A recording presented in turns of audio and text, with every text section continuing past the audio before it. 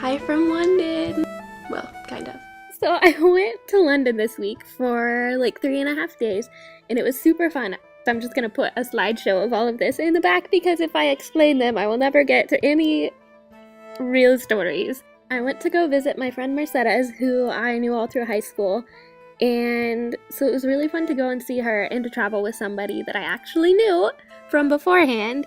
So I learned a lot in London about traveling, and most of that was that London is very expensive, and I'm like the cheapest person that I know. So I went to London, and everything was just super expensive, and the exchange rate just makes you want to cry. Like, there's a lot of free museums, but the ones that are not free are very expensive, but so worth it.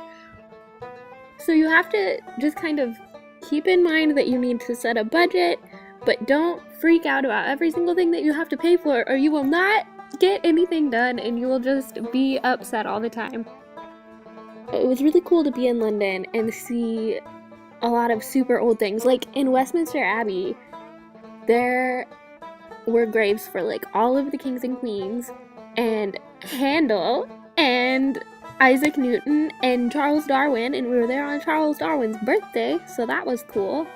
And I don't know, it was just so many like super old things, and we don't have monuments talking about our kings and queens from a really long time ago because we did not have kings and queens a really long time ago, so it's just really cool to see that.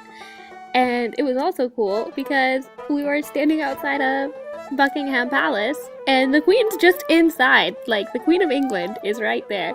So there's a lot of things that you just don't really think about. So I thought that it was really cool to see that side of London. The best life lesson was the last thing that I learned. It was like a beautiful poetic disaster.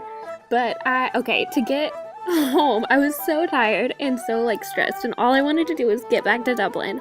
So the transportation for the day, I had to walk to the bus stop, and then I had to take the bus to the train station and the train to the airport, and then I would fly home, and then I had a bus back home. So walking to the bus stop, I walked through this huge mud puddle and I was just covered in mud, and then the bus was like 8 minutes late, and then the bus driver did not have change, so then by the time he got change, all he could give me was 18-pound coins, and then I got to the train station and had to pay with these 18-pound coins, which she took like 6.5 hours to count. So then I missed my train. I was standing on the platform watching the train drive away. It was the saddest thing. So then I was really mad, and I was writing in my journal about how mad I was about my day because it was just driving me crazy. And then I looked up and there was another train there, and I was like, oh, this train also goes to the airport I need to go to.